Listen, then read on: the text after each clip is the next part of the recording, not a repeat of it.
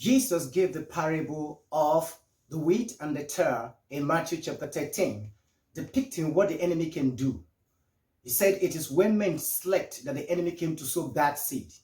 And bad seed usually have to do with things with sicknesses and diseases and poverty and discourse and division and schism that the enemy sows in the lives of people when they are asleep. Now, it's known as an enemy because an enemy will not come to do anything bad to you when you are awake or when you are active. It is only when you are dormant, when you are passive, when you are inactive, that the enemy can come around to sow evil seed in your life. And that is why you find out some Christians who just wake up and discover, oh, I have this kind of sickness, I have this kind of challenge, my business is going down, my family is going haywire, what's happening? They can't understand because those seeds were sown when they were spiritually asleep.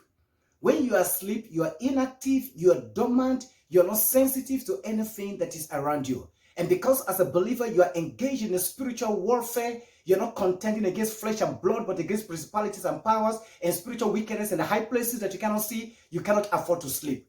A military man cannot afford to sleep even in the midst of war. And so as a believer, you cannot afford to sleep. If you're asleep for a moment, the enemy is going to take advantage of that and sow all kinds of evil seed in your life. And you will not know when these seeds are being sown. It is only when they have germinated that you come to discover that, oh, I have this kind of problem, I have this kind of sickness, I have this kind of disease, and so on and so forth. And that is why you find some Christians that even in their dreams, as mature as they are in the Lord, you find them having sex, you find them swimming in the dream, and all these are activities of the devil. And this seed must have been sown in their lives when they were spiritually asleep.